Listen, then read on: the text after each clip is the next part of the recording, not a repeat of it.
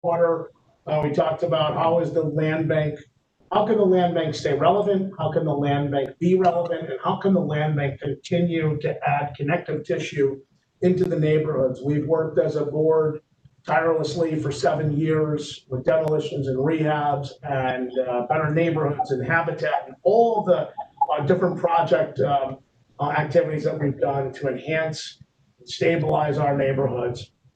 And as you just heard, or as the Finance Committee just reported, a $1.4 million war chest, if you will, 972 in Schenectady in the city of, county of, a little over 200 in Amsterdam.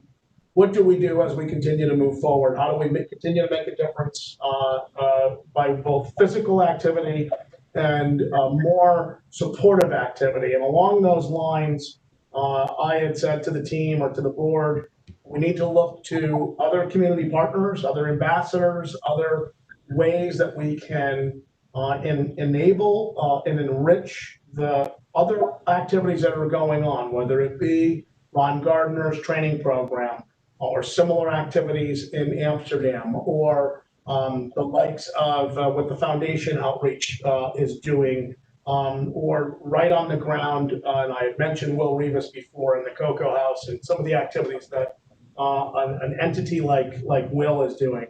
And so with that said, David, always the ambassador and always looking out on behalf of the land bank and our community, as each of us do, but no more than the Metroplex team.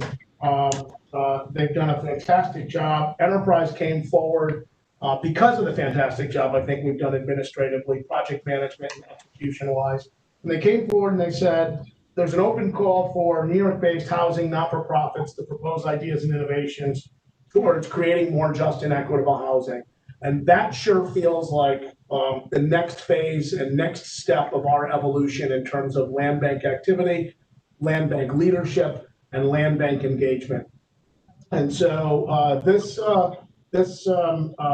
package from Enterprise, it's, I think, probably how they're spending the tail of what dollars they have left to try to make a difference in our communities, to try to stabilize our communities, especially those with indigenous people, people of color, and people, and communities in which a disparate harm has been done by way of COVID, by way of unfair housing practices, inequitable, I should say, housing practices. And so again, I feel like this is exactly the evolution that we kind of, called out to the universe for, and here it is. And they're coming forward, and I'll let David dress up some of the details on the package. But specifically, I had mentioned Will Rivas in the Cocoa House and how I thought that what he's been doing for quite some time has been making a difference in our community, in the city of Schenectady, in the county of Schenectady. And I'm sure that Amsterdam has some additional folks that maybe we should reach out to, but we have a little more capital to play with, I think, on the Schenectady side. And this is a grant. This is a grant from Enterprise that it's, we've got to submit it, we've got to win it, and we've got to administer it. But the recipient would be someone that can, address racial equity through, a number of different lenses. And those lenses are people that have with lived experience. They specifically call for people with lived experience that are best equipped to kind of say, here's what we need in the community, and here's how we think we can best execute. And so David and I met with Will, along with Mark.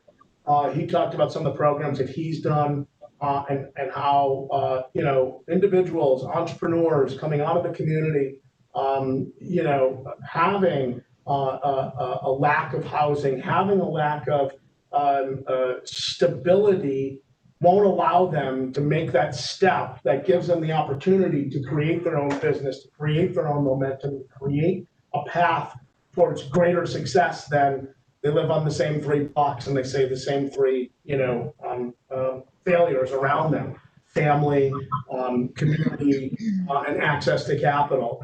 And so we listened and David had asked Will if he would be willing to, kind of step through the grant process. And I think Will was pretty receptive to it. And so we've got our outreach out there. The expectation would be that the Cocoa House would work with the land bank and the enterprise on the grant application process.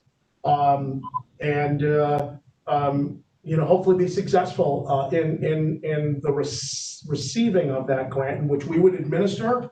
And this would be about rehabbing some housing in order to create connective tissue within the community that can create a step or a stairway or a pathway to stability and entrepreneurism and, more success and momentum.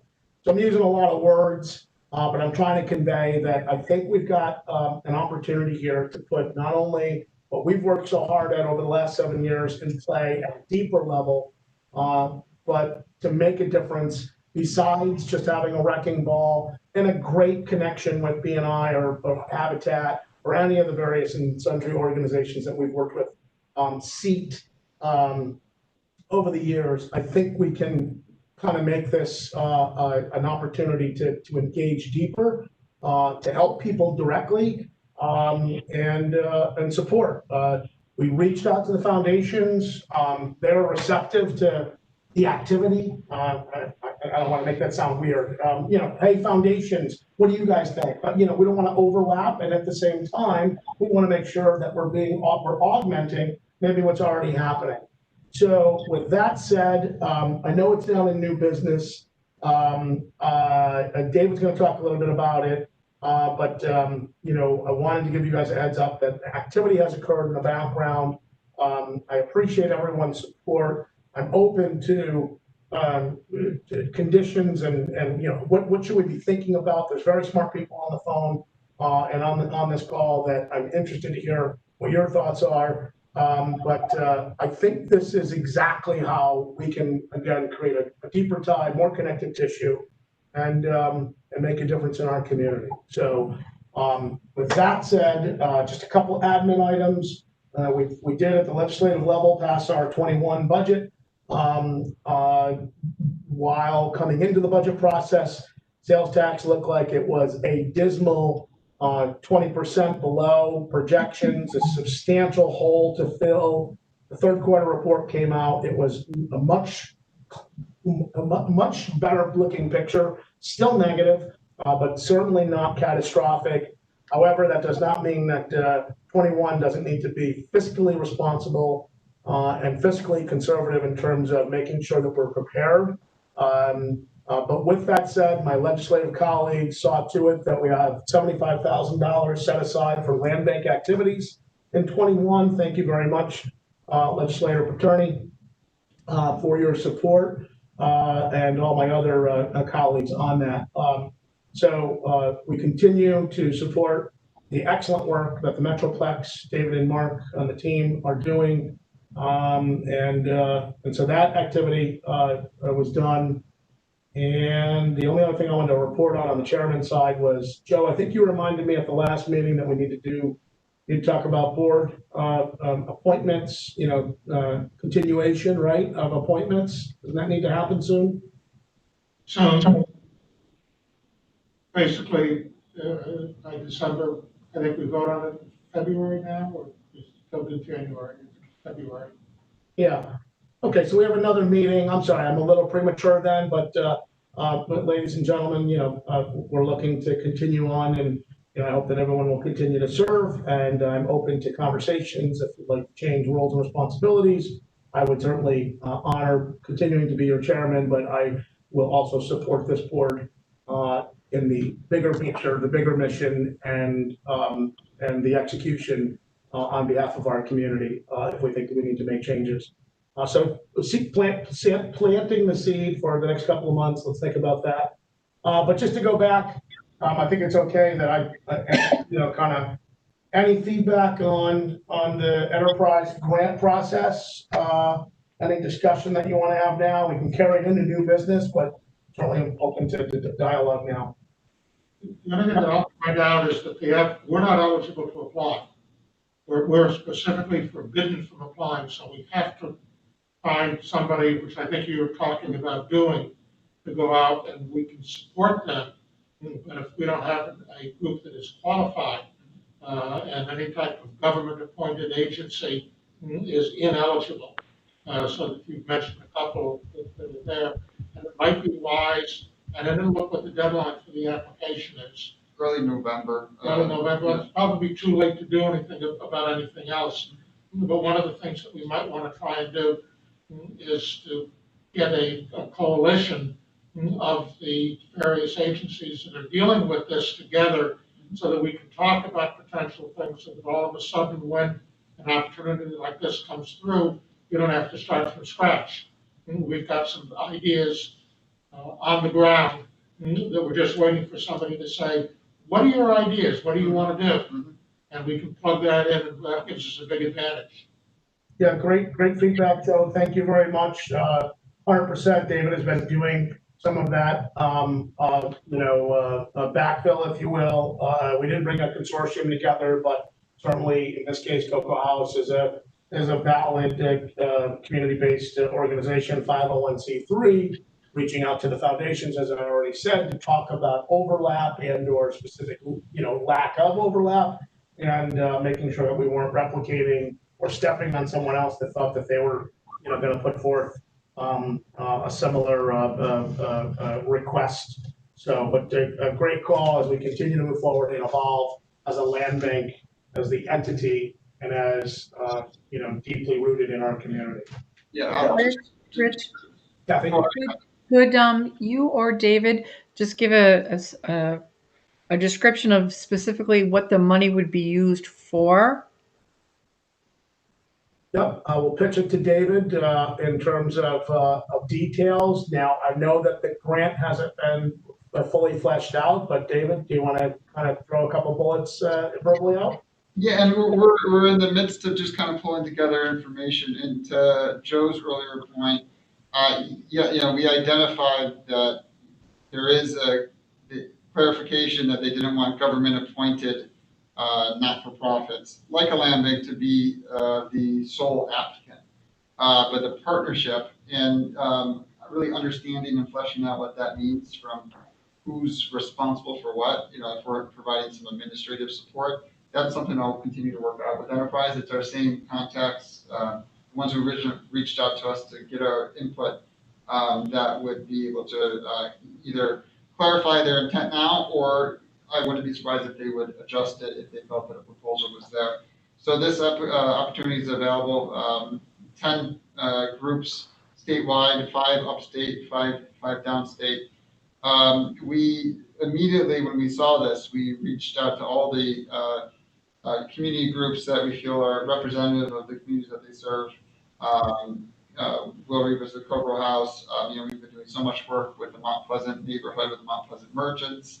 The group Miracle and Craig that's doing this, Will responded, and it's really starting to put some ideas together, pen on paper of how he wants to further what the Cocoa House does, provide a pipeline into how we get the youth to see opportunities in entrepreneurship, getting in, doing something similar to what SEAT is doing. So this was his whole idea of how do you bring financial literacy, construction skills, mentorship all together. And he brought this idea to us, and we immediately listened, understood what he's seen from the community level, and then tried to knit together the organizations and the efforts that are already doing this. Because I think one of the most crucial pieces is having leaders that have lived experience, as Rich said.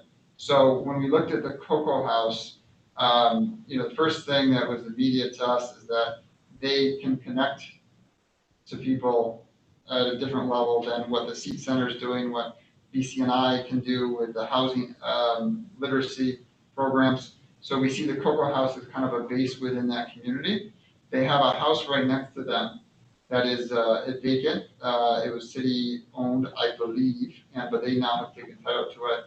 They've already received a small CDBG allocation to fix that property up. we like to help support to further make that campus safer for the families that they serve. Coming up with a program to renovate that property that would hopefully have two components. One, a place where people of a little bit older than Cocoa House age, maybe family members of kids who are at the Cocoa House, have a place to talk about further connections within the community, whether entrepreneurship, construction training, and that. I'd like to tie in what Ron Gardner's doing to maybe have this be a hub as a place where you can really be within the community and have people from the community connecting the programs that we have and what the Seat Center is doing. So it'd be fixing that property. We've talked about ideas of how to take the mentorship that's being provided at Cocoa House and bring that into different neighborhoods. You know, we have some properties that we've looked at, done asbestos surveys on in Mount Pleasant. How do we possibly get some of that mentorship that we've seen be successful in this community to maybe expand into a different community? We're talking about that a little bit. It's we're just really still at the development stage of the idea. So if anyone has any thoughts or input, you know, that's why I wanted to bring it up today, because we're responding to something that just came out there, and we're trying to build it with the input of the groups doing the work, the foundation partners, the Wright family, and Schenectady Foundation have both been in the conversation, and trying to really weave something together with this money of how can we leave kind of a lasting, you know, I think I like the idea of the Cocoa House. I think it's just a very unique organization that really fits what they're trying to do here with Enterprise. And how can we kind of help them to the next level where they can provide the services and have a little bit more sustainability through this grant. That's what we're thinking. David, I may follow up with you. What comes to mind is, as you were speaking, was I think really you've got a lot of great pieces, but it reminds me of post Irene, when we were dealing with a number of significant homeowners who were fairly low income, who really didn't know how to handle pretty dramatic impacts to their property structures. And there were certain programs put in place that were really about guiding people, helping people triage the structural improvements to their home. And I truly do believe that model really saved probably over 100 to 200 structures in the county. And there was a large group effort, but I think there's some key elements that really fit with what you're envisioning. That would be great. Whatever you have, please send it over, because you know that's the kind of programming we want to push forward, and we want it to come from a model of building trust among people who live in the community and want to see someone who is really engaged people from different backgrounds and want to work together. So all good.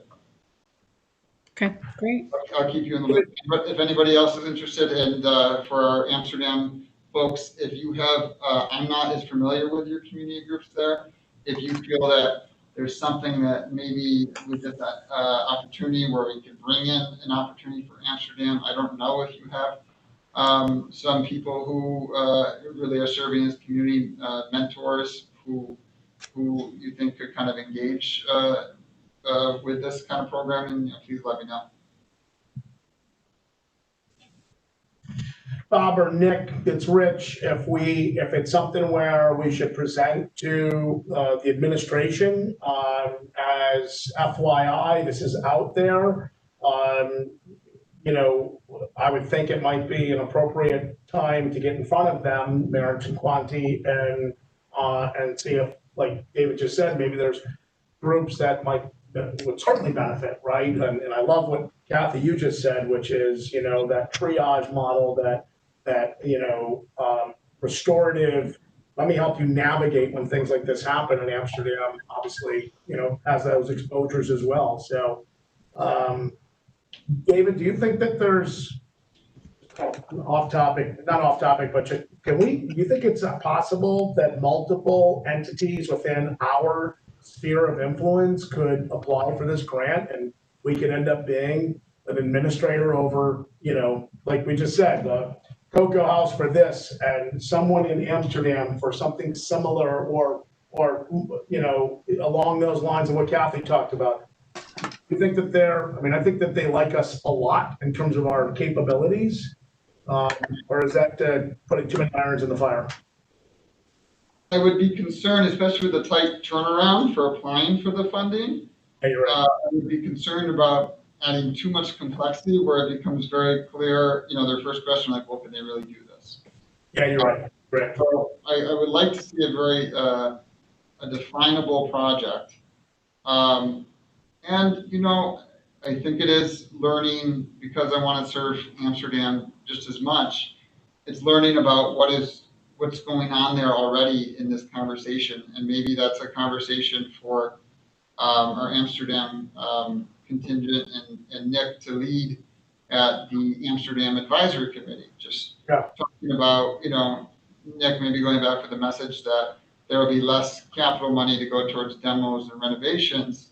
But, we're in Schenectady, they're having a conversation about how to kind of use the administrative capabilities to further engage partners who are trying to do good things in the community by bringing people together and just identifying, like, who are the folks that we should talk to, if any, or should we be looking at, if we're engaging the Cocoa House where they can offer more. And for those who aren't familiar with the Cocoa House, it's they have a great relationship with Union College to bring students there, help with some of the educational goals. It really serves as a mentorship type program. Will Rivas, who runs it, as a volunteer, he has a paid position with a homeless shelter. He is someone who has real life experiences that kids who are choosing between the streets and a different path can relate with.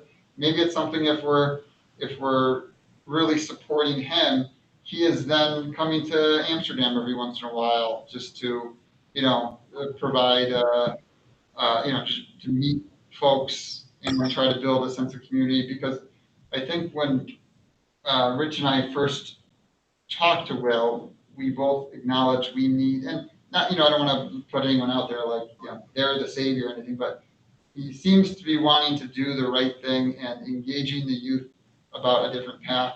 So if we can create more Wills that want to work together, I think that we're going to be in, continue to be in a better place. Nick, Looking at the application that was there, is that they gave two examples, and they seem to be fairly focused examples that are on there. And I read this as a potential for the enterprise fund group to be able to do capacity building for non-government agencies. There's been a lot of money over the past couple of decades to go into capacity building for government groups which have not been involved with this. There hasn't been that much for non-governmental, and this seems to be the way that they're trying to do some shifting on the parameters on a broader scale, so that the opportunity to be able to add other people should be a component in whatever is there, but I don't think it should be the central component. No. That's a long-term goal. I'm going back to what Rich is Right. saying. So we're in agreement. We're in agreement with that, Joe. And I think so. I think that's what we're trying to execute. Bob or Nick, I think you were trying to say something. yeah, I was going to mention there are a couple of entities in Amsterdam. One it's called Creative Connections, that kind of sounds right up this alley, and the other is Central Civico. And Nick, maybe you could speak to that. Do you think if these might be good opportunities for them? It occurred to me that those two organizations definitely would be worth talking about. And I think we bring into the mix, Amsterdam has a $10 million downtown revitalization initiative that can bring in maybe not the same kind of resources, but complementary resources. And it might be useful to have a meeting including the mayor and the administration, the Community Development Office, Central Civico, Creative Connections, which focus in a neighborhood and area of the city that the land bank has really been focusing on the last few years. So, yeah, I think a meeting that encompasses them and the Amsterdam Advisory Committee would be a good idea. So if the application conference was a webinar, it was held, I apologize, it was held yesterday. That does not, put us out, obviously, David and the team. Yeah, Mark attended that, that's fine. Attended, so submission deadline is November 6th. That's a short window, obviously, but why don't we take that offline and see if there's a conversation that can occur. I understand exactly what you said, David, which is don't add complexity to this. We may derail what we're trying to achieve here. But again, I feel like Enterprise has a lot of confidence in our capabilities because of our performance, frankly, in the last 3 grant rounds and in relationship that we built with them. So, or 2 grant rounds with them. So, okay, maybe Nick and David and I can have a conversation tomorrow, or you guys can talk. And yeah, I think that would be great to have that conversation, Nick. And if anything, maybe if this grant opportunity is coming a little too fast, it's just having some dialogue with those groups. I'm excited to learn more about those groups, and if we could build some connections there, which I think might be even more interesting than just a simple this one grant opportunity. But we'll see. Agreed. But I was going to make up to this too, is that don't do complex, but also do regional, because I think Enterprise is looking for that. We're technically a regional activity. You're not an Amsterdam or a Schenectady activity. And if we can get groups that have similar purposes in the city to be able to cooperate with each other and broaden their base as part of this, that will be something that Enterprise will do bonus points to be able to do. Yeah, We'll explore all the options. I think Joe's right on. This is a capacity building activity by them, and we're basically trying to engage at a capacity level assistance for whatever group wants to take advantage of this. well, thank you everyone for giving me added time. Chairman's reports are usually short. I said would be short, it actually took days, but that was great feedback, great input, and I'm excited about, as I said a number of months ago, I'll continue to say it, I'm excited about what our evolution is, and I'm thankful for the board members that we have that have this kind of vision and support for our community wellness. So with that, I will kick to David. I don't know if there's anything else from an ED report you want to put on the table, or just move right into actionable items. No, I think that's we can move to actionable items at this point. We've had some other, just all these conversations with community groups, our development teams, affordable housing teams. They're going on a regular basis. So, we're just doing our best to continue to position ourselves to help anybody who wants to further the mission that we're all committed to. Oh, and it shows every day, David. So we thank you and your leadership and Mark's command and execution. So with that, we have 5 items, 6 items for consideration. The first is the City of Amsterdam Cooperation Agreement. It is presented to you as Resolution 2020-13, authorization to enter into contract. David, could you summarize? Yeah, and I'll let Nick provide some comments if he has anything additional to add, but Nick continues to serve us well over in Amsterdam. This cooperation agreement is the same practice that we have used for the past few demolition rounds in both connecting Amsterdam, which allows us to get into the demolition, have control of the property, do the work that we need to do without having to take title to it. Both communities have been very supportive of if we have an opportunity to do something with the property after, beyond just removing blight. They've provided us the opportunity to acquire the properties. But the cooperation agreement is for the 6 properties in Amsterdam that will be moving forward with demolition. Nick, do you have anything else to add? No, the mayor and the council were very supportive. I took this through the council review and approval process and unanimously endorsed by the council. We did make a simple addition to it. A lot of Amsterdam's hillier than I realized. And, we had to do some additional curb and sidewalk work on a property last year. which was fine. We left it better than it was before, helped stabilize some slope issues in that community. One of the properties in particular, we would be concerned about that as well. Nick did a lot of legwork to go out, talk to the DPW and others to make sure that the curb, there are plans to restore curbs and or sidewalks after we do the works, and the agreement specifically states that we're not on the hook for any of that kind of stuff as long as we do our due diligence. I met with the city engineer's office on this topic yesterday, and they're going to follow up with a written commitment to do the curbing and sidewalk restoration. That was a big issue on the previous demolition round on the very hilly sites. We had some erosion problems. So we had some erosion problems, then we had to fix some sidewalk problems that we don't know that were even in our purview, but we appreciate the attention and the call out early to identify responsible parties and how we're going to handle things in the restoration phase. So thanks for putting it on the table there. Yeah, I don't want to repeat of what we had last time around. Exactly. All right, well, with that said, a motion to move and approve. So moved. And a second. Second. Thank you, Kathy. All those in favor indicate by saying aye, opposed nay. Aye. Motion is moved. We move on to the second order of business, which is resolution being presented to you as 2020-14. This is the actual award of a demolition contract in the city of Amsterdam, Bronze Contracting.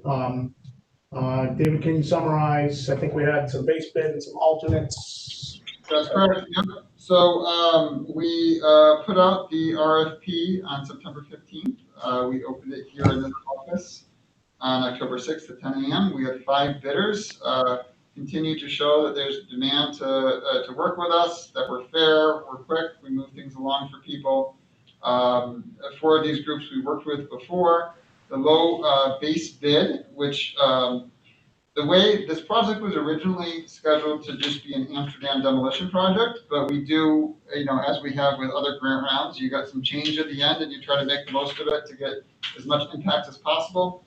We have continued to work with the city on 2 condemned properties at City of Schenectady, 1052 Barrett Street and 1062 Barrett Street, across from property we own from our previous demolition round, 1101 through 1107 Barrett. Both of these are now condemned and in need of demolition. So we worked with the city to come up with the best approach to get some good numbers to see if we can move forward. So we added 1052, 1062 Barrett Street to the base bid on 7 Mohawk Avenue, which is privately owned. It's the old Mastriani Bakery in East Front Street neighborhood, a priority of that neighborhood. It was a city foreclosure that was purchased by the Gillespie Group, and it is had some structural challenges and is in need to be demolished. So in coordination with the city, we added them to our bid to get numbers. We were very, very happy with the numbers that we received for both the base bid and all of our alternates. The first alternate was to remove all of the City of Schenectady work in case it didn't work out. Turns out that we were very, very happy with all 3 numbers, though the private owner of 7 Mohawk Avenue loved our numbers so much, they decided to go off and want to demolish it themselves, which is a wonderful, wonderful ending to it. There was some complex thought about them doing affordable housing on Barrett Street instead, and because we were able to find competitive numbers for them, they agreed to just take the building down and be done with it. So what this relates to our bidding process is that it's important to us that we don't do anything that would be concerning to any of the bidders. So we told Bronze that we'd be interested in accepting the base bid plus the alternates, which is the low bid at $285,000. And then we asked them if they would entertain a change order for 7 Mohawk for their bid price, which they did. And that is outside of, that would be the first action after we sign the contract for the $285,000. So I believe that keeps the integrity of the bid. I also want to point out that even with removing that work through a change order, Ron's Contracting would still be the low bid. They understand, and all parties are content with moving forward. So we will be doing more properties in Amsterdam than we first promised to do with the grant money that we received. I want to thank Nick for what he's done to prepare this, find some good properties for us. Alex Services has done a great job. It's Alex Testing and Analysis now, with some of their due diligence work, writing variances with the way we handle waste material, and we've gotten very, very competitive numbers. Any questions on the bid? David, just one question. Are any of the other properties privately owned? Nope, that was the only property. And again, the reason we did that was because there was conversation between the city and this is one that if it didn't come down in an expedient manner, it would have become an emergency demolition by the city of Schenectady, and they would prefer not use general funds right now to do that. And so they were working out this deal as to how affordable housing CDBG money could be used for affordable housing on Berry Street instead. It was not at a point where I felt comfortable it was going the right direction. If we were to have included 7 Mohawk Avenue and do that, I would have asked the board to take an action to enter into an access agreement, come up with, if we were going to provide some funding towards it. I think that owner had talked about providing grant funding to us to then do the project. I never anticipated us spending the money to demolish private property. It was going to be a little bit more of a complex transaction, and that's why I was very, very happy to see that once they saw our competitive numbers, it was able to be taken out, and we can just go along our normal path. Does that answer your question? Yeah, much more than much so. Thank you. Sorry. Question, one thing on this, and that is in the resolution, under the therefore be it resolved number 5, it makes it appear that Bronze initiated the change order. And I suggest that we change the language there. And there's a couple of different ways to it. Has agreed to a change order, has accepted a change order, whatever type of things, because it makes it appear that Bronze is the one that wants the change order, and we're the one who wants the change order. And I agree, and I asked David, that's why David made the explanation, I think, that adding this does not change the bottom line effect of the bid, which was the question also that I asked him. Stating that here publicly in the board meeting, that makes it clear that none of the other bidders can challenge the bid, since Bronze would still be the low bidder, even if we had never included Mohawk in there in the first place. But it's just the language that's in there, the appearance as to who's the one who initiated the change order. My response was, the change order process is important to me. We are going to sign a contract for $285,000, which was the bid amount. And then Ron's Contracting was not contractually obligated to agree to a change order to deduct the Mohawk Avenue for the full price. They chose to. I think that if you're happier with the wording, Ron's Contracting LLC has agreed to a change order, I'm fine with that. But I don't have a problem with the resolve. The resolve, I think, is clear to what's going on. But, again, they're not asking for the change order. Nope, they were. So it's a very complex building. If anyone's ever been to it, it goes on forever back there, and it's one that really needs to come down and will be a good impact for that community. But I'm glad we're not doing it. I will move the motion with the amendment that we changed, as I said, as accepted. Okay. Agree to a change order. That's fine with me. Okay, a second, please. I've got second. All those in favor indicate by saying aye, those opposed nay. Aye. The motion is moved and reported. Thank you so much. The next item up for consideration is Resolution 2020-15. This is a funding agreement with the City of Schenectady for CDBG money for some additional work on Barrett Street. David, can you summarize? Yep, just following up on the previous conversation, we will move forward with the demolition of 1052, 1062 Barrett Street. This was a city priority, and they have offered to pay for the costs related to the demolition by grants of $53,000 for both properties. We will pick up the cost for air monitoring. We did the design, which is a few $100 to bid it out. But all in all, it just shows our continued cooperation to get as much light removal done as we can together. Any questions or a motion to approve, please? Motion to approve. Second, Second. in favor? Any opposed? All those in favor? Aye. Thank you. Thanks, guys. Motion is moved. The next item is an acquisition, resolution 2020-16. This property on Crane Street. David, can you summarize this, please? Yep, we continue our work on Crane Street in the Mount Pleasant neighborhood. 1058 Crane Street was taken through foreclosure in 2017. It's been on our cooperation agreement with the city. It's right next to the Mr. Discount property, 2 properties down from the new library. We did an asbestos survey. We wanted to find the right situation for someone who wants to become the new owner of the property. You'll see in the next resolution, we believe we found that in the Ramroop family, who owns 944 Crane Street, which is a part of the New York State Main Street Facade Grant program.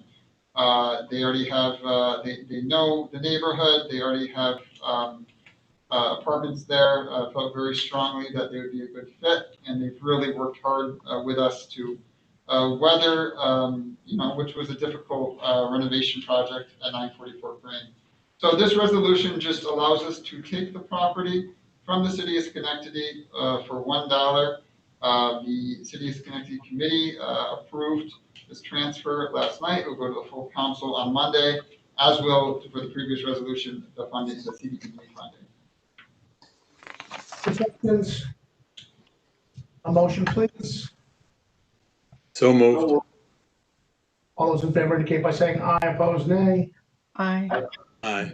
The motion is moved, which leads us to the follow-up motion, which is the same property.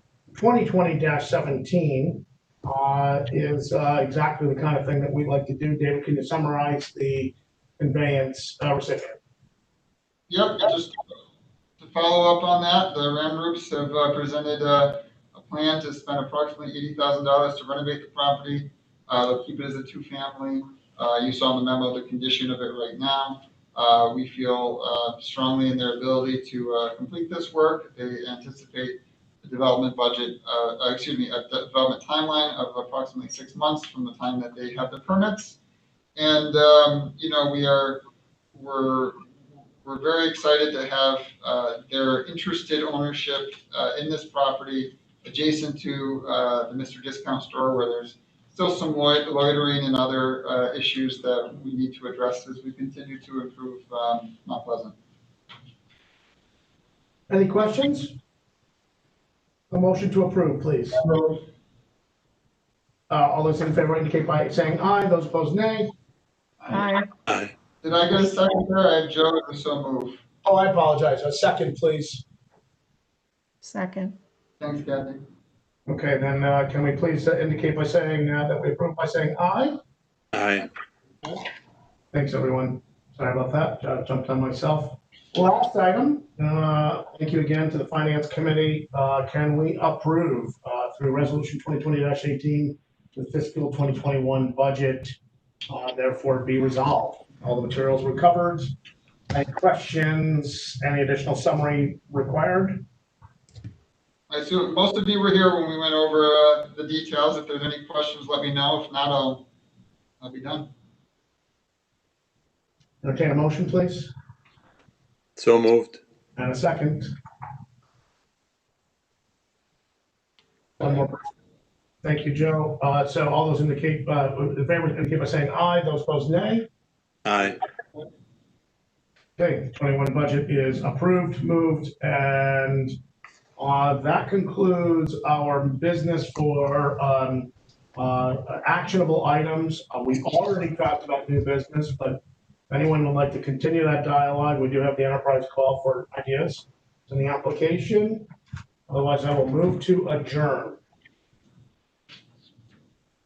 Okay, well, with that said, sorry, question?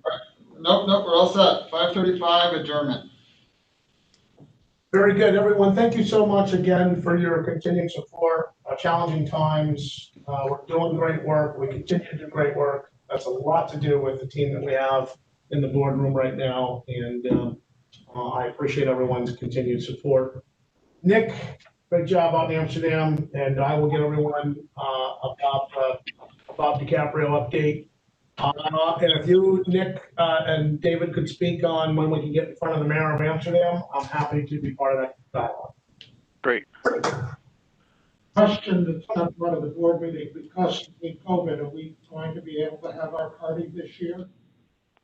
It's a great question, Joe, and I'm gonna tell you, Our planning. Joe, we're probably not gonna. I'm reluctant to say no to it at this juncture, but I mean, I think prudence says we probably don't get together. I don't know. Let's see what the next 2 months holds.